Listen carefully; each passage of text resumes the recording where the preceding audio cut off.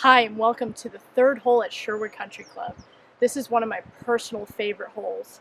Today I'm at the blue tee box, which is about 145 to the center, and we also have a back pin that's about 155 directly to that pin. A couple of things I want to take into account here is first, what is it to carry that bunker short left? You know, that's kind of right in my line here. It's about 125 yards. I also feel a little bit of breeze today, so we're into the wind a little bit. So for me personally, I'm going to select a club that goes 150 yards carry. So that way, if the wind dies a little bit, I might get close to that pin. If not, I know I'll have enough club to get to the center of the green. In terms of alignment here, you can see that we have trouble to the right, to the left, short's not great, long's not great. So you really need to stay committed to that target. So I personally play a little fade, so I'm going to aim slightly left that target and just commit fully to it. Okay, let's give that a go.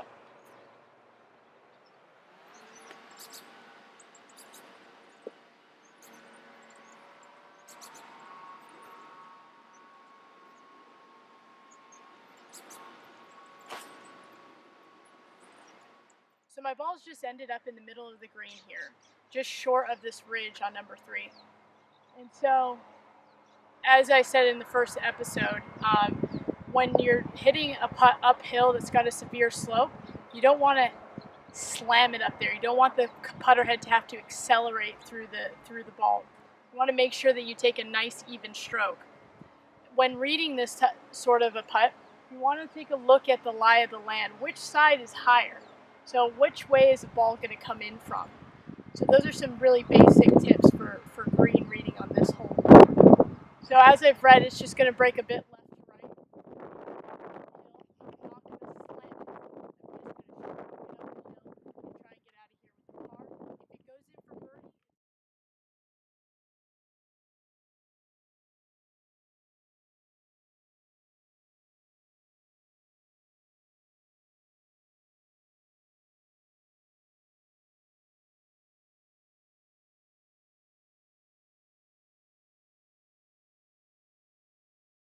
I'm short-sighted on number 3. I got too aggressive and went for this pin and missed it just a little bit right. As you can see, there isn't much room on the right of this pin. So now I'm faced with a delicate chip shot here. Now, the way I approach this shot, it really depends on the lie. Sometimes you're going to get lies that are really deep if it settles into this rough. Right now I have a pretty good lie here, so what I'm going to do is I'm going to just open the club face up a little bit, and then I'm going to make sure that I commit to it, keep the club face open and commit to it, and try and make sure that I feel like my left knuckles are going up to the sky. So I want to take a little backswing, and I'm just trying to keep my knuckles to the sky on the way through. It's really important to commit. I know I talk a lot about commitment in these shots, but this is really important here.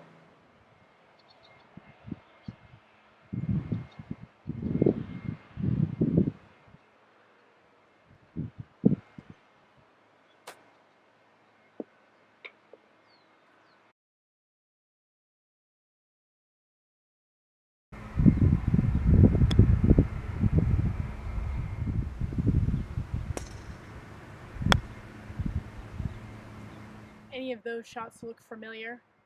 The one common problem I see from a tight lie just short of this hole on number 3 is to either hit it fat or hit it a little thin.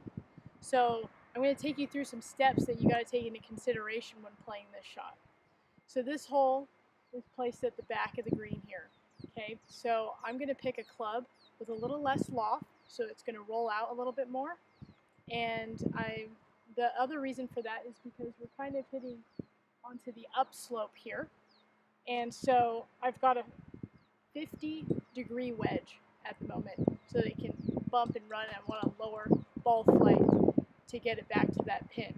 Some things you want to take into consideration as well is you don't want to try and force it back there. Make sure that you take a nice even stroke so that you're not adding any acceleration into the ball. So let's give that a go.